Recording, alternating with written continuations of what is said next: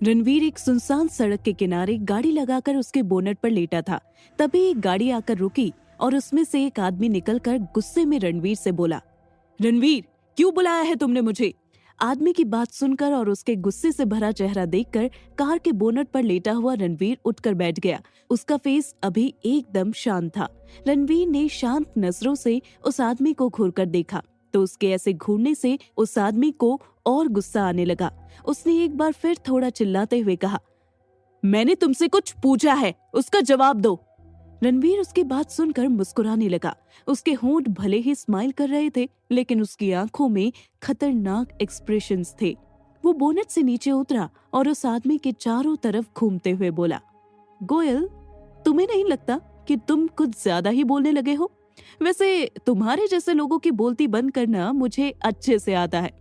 यह आदमी था गोयल इंडस्ट्री का मालिक धनराज गोयल, जो रणवीर का बिजनेस राइवल भी था और हर वक्त उसके किसी न किसी काम में अपनी टांग अड़ाता रहता था। लेकिन रणवीर हर बार उसे वार्निंग देकर छोड़ देता था। इसकी वजह थी धनराज गोयल के पिताजी और रणवीर के दादा की दोस्ती। धनराज गोयल रणवीर के दादाजी के दोस्त का बेटा था और वो दोस्ती ऐसी वैसी दोस्ती नहीं थी। दोनों बचपन के गहरे दोस्त थे और ये दोस्ती बुढ़ापे तक कायम थी। कुछ साल पहले ही धनराज के पिताजी का निधन हो गया था, लेकिन धनराज को कहीं न कहीं कपूर्स की शोहरत से जलन होती थी और वो उन्हें नीचा दिखाने की पूरी कोशिश करता था। लेकिन कपूर्स उसे पुरानी दोस्ती की वजह से इग्नोर कर देते थे। इस बात का फायदा धनराज गोयल उठाता था, पर इस बार रणवीर ने उसकी लगाम कसने का पूरा बंदोबस्त कर रखा था। जैसे ही रणवीर ने बोलती बंद करने की बात कही, वैसे ही धनराज ने हड़बड़ाते हुए उससे पूछा, मतलब क्या है तुम्हारा? धनराज गोयल के सवाल पर रणवीर के फेस पर एक खतरनाक स्माइल आ गई। उसने अपने फोन की स्क्रीन धनराज गोयल के फेस के सामने की, जिसे देखकर धनराज गोयल के माथे पर घबराहट की वजह से पसीना आने लगा। उसने हकलाते हुए कहा, नहीं, ये झूठ है। रणवीर ने झूठा अफसोस जताते हुए कहा, गोयल, मैं समझ सकता हूँ अपनी बेटी की ऐसी करतूत देखकर एक बाप के दिल पर क्या गुजरती है। वैसे बेहतर होगा बाकी की सच्चाई तुम खुद अपनी बेटी से पूछ लो, जो मेरे साथ रात बिताने मेरे होटल रूम में आई थी। रणवीर की बात सुनकर अब धनराज गोयल कुछ बोल ही नहीं पा रहा था। फिर रणवीर ने उसकी आंखों में देखते हुए कहा, दादाजी के दोस्त का बेटा समझकर अब तक छोड़ रखा था, वरना तुम्हारे परिवार वालों को तुम्हारी लाश भी नसीब नहीं होने देता। ऐसा कहते हुए उसके फेस एक्सप्रेशन एकदम डार्क हो गए, जिसे देखकर धनराज गोयल डर से पूरा पसीने से भीग गया। रणवीर ने उसे उसी हालत में छोड़ दिया और अपनी कार लेकर वहां से चला गया।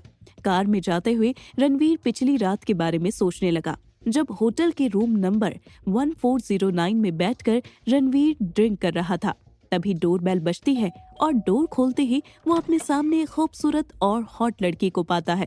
वो लड़की स्माइल करते हुए रूम के अंदर आई और रणवीर के गले लगते हुए बोली, ओह रणवीर, मुझे तो विश्वास ही नहीं हो रहा कि मैं आज तुम्हारे साथ डेट पर आई हूँ। You don't know how long I have waited for this day baby. ये सुनते ही रणवीर ने एक तिरछी स्माइल के साथ कहा, और मैं पूरी कोशिश करूंगा कि तुम्हारा इंतजार बेकार न जाए। रणवीर ने ऐसा करते हुए उसको कमर से थाम कर अपने करीब कर लिया। उस लड़की का नाम शीना गोयल था। शीना धनराज गोयल की इकलौती बेटी थी। रणवीर ने सेडक्टिव नजरों से उसके चेहरे पर उसकी एक फिंगर फेरते हुए कहा, I know how desperate you were to meet me and I don't break the hearts of beautiful girls like you. Ranveer के ऐसा करने से शीना और एक्साइटमेंट में बोली, oh Ranveer, I always want to be with you and yours. ऐसा कहने के साथ ही वो रणवीर को किस करने के लिए उसके होठों की तरफ बढ़ने लगी। तभी रणवीर ने अपनी सेडक्टिव टोन में कहा, बेबी, थोड़ा वेट करो। आई एम थिंकिंग दैट क्यों ना थोड़ा वाइन का नशा किया जाए, because I think after this we will be able to enjoy better. Still the whole night is left. Ranveer की बात सुन शीना अदा से मुस्कुराते हुए रणवीर को अपनी नशीली आंखों से देखती है और उसके हाथ पकड़कर उसे काउच तक ले जाती है। रणवीर और शीना दोनों ही काउच पर एक साथ बैठे थे। रणवीर ने सामने टेबल पर रखी वाइन की बोतल से 2 ग्लास में वाइन डाली और एक वाइन के ग्लास को शीना की तरफ बढ़ा दिया। और उसकी आंखों में देखते हुए दूसरे ग्लास से वाइन पीने लगा। शीना भी अंदर से बहुत खुश थी। आखिर इस शहर का मोस्ट एलिजिबल बैचलर आज रात उसके साथ नाइट स्पेंड करने वाला था। उस वक्त रणवीर ने ब्लैक पैंट और व्हाइट शर्ट पहनी थी और अपनी शर्ट के बाजू को फोल्ड किया हुआ था, जिसमें उसकी मजबूत बाहें और स्ट्रॉन्ग मसल्स साफ नजर आ रहे थे। शर्ट के ऊपर के बटन खुले होने की वजह से नजर आ रही उसकी मस्कुलर चेस्ट उसे काफी हॉट और सेक्सी लुक दे रही थी। शीना तो उसे ऐसे लुक में देखकर उसमें इतनी खो गई कि उसे एहसास ही नहीं हुआ कि वो कितने ग्लास वाइन पी गई।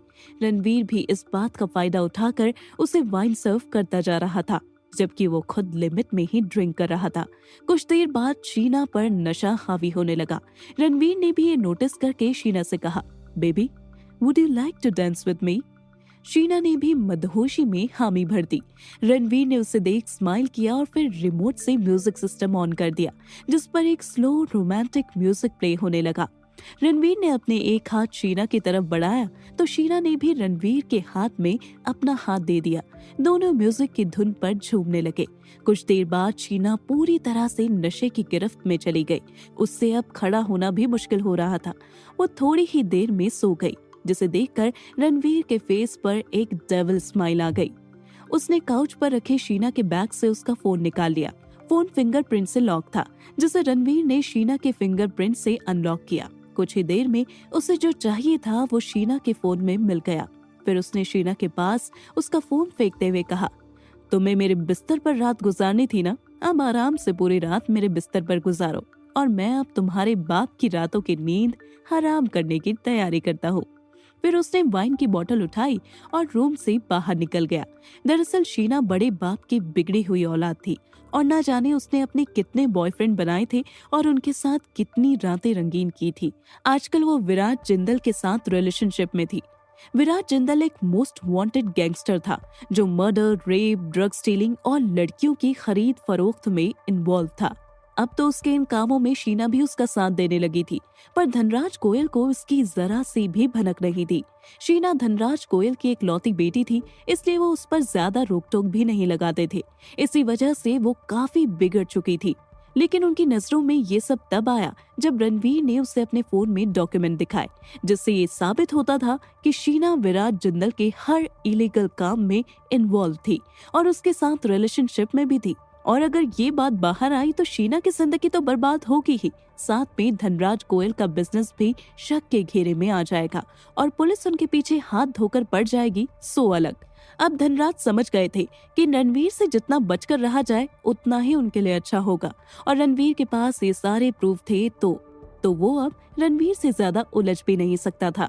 बीती रात की ये बात सोचकर और उसके जरिए धनराज गोयल को शौक देखकर रणवीर बहुत खुश था। उसके चेहरे पर एक डेविल स्माइल थी। वहीं अगले दिन माही और सारिका दोनों रूम में पार्टी के लिए तैयार हो रही थी। जहां सारिका माही को एक शॉर्ट ड्रेस पहनने पर अड़ी हुई थी, वहीं माही अनारकली सूट से आगे बढ़ ही नहीं रही थी। सारिका ने कहा, माही ऐसी पार्टी में अनारकली सूट पहनकर नहीं जाते। तुम पहले भी तो मेरे साथ जा चुकी हो ना ऐसी ड्रेस पहनकर, और तुम कितनी प्रिटी लग रही हो ऐसी ड्रेस में। माही ने मुंह बनाते हुए कहा, पर दी मैं इसे नहीं पहनने वाली, ये काफी छोटी है। माही मान ही नहीं रही थी तो सारिका ने उसे इमोशनली ब्लैकमेल करते हुए कहा, माही मैं वैसे भी कुछ दिनों में इस घर से चली जाऊंगी, फिर हम कभी कभी ही मिल पाएंगे, तो क्या तुम मेरी इतनी सी बात नहीं मान सकती? माही ने जब सारिका की बात सुनी तो वो सैड हो गई और सारिका के गले लगकर बोली, दी आप मुझसे मिलने आओगे ना? जब आप चली जाओगे तो मैं आपको बहुत मिस करूंगी। फिर वो बोली, अब आप कह रही हो तो मैं ये ड्रेस पहन लेती हूँ। फिर उसने सारिका से वो ड्रेस ली और चेंज करने चली गई। सारिका स्माइल करते हुए सोचने लगी, ओह माही मेरी इनोसेंट सी बहन, तुम मुझे बहुत याद आने वाली हो मेरी क्यूट सी डॉल। फिर सारिका भी खुद तैयार होने में बिजी हो गई। उसने रेड कलर का लॉन्ग गाउन पहना हुआ था और अपने बालों का मेसी बन बनाया हुआ था, जिसकी एक दो लट उसके फेस की खूबसूरती को और बढ़ा रही थी। उसका सलीके से किया हुआ मेकअप उसे काफी स्टनिंग लुक दे रहा था। कुछ देर में माही भी अपनी ड्रेस चेंज कर आ गई। उसने एक लाइट येलो कलर की फ्रिल वाली फ्रॉक पहनी थी जो उसकी थाई तक ही आ रही थी। इस ड्रेस में माही एक क्यूट बच्ची लग रही थी। ड्रेस का येलो कलर उसके गोरे रंग पर और खिल रहा था। उसने अपने सिल्की लंबे बाल खुले ही छोड़ रखे थे और सारिका ने उसका बिल्कुल लाइट मेकअप किया था। माही की स्किन इतनी ग्लोइंग थी कि उसे किसी मेकअप की जरूरत ही नहीं पड़ती थी। उसके चेहरे की मासूमियत हर किसी का ध्यान अपनी तरफ खींच लेती थी। तभी सारिका का फोन रिंग होने लगा, जिस पर हनी नाम फ्लैश हो रहा था। माही ने देखा तो सोचने लगी, ये हनी क्या दी का दोस्त है? दी से पूछती हूँ। इससे पहले कि माही कुछ पूछती, सारिका ने फोन रिसीव कर लिया और बात करने लगी। फोन की दूसरी तरफ रुद्र था। उसने सारिका से पूछा, बेबी क्या तुम रेडी हो? सारिका ने जवाब देते हुए कहा, हाँ हनी, बस मैं आ रही हूँ।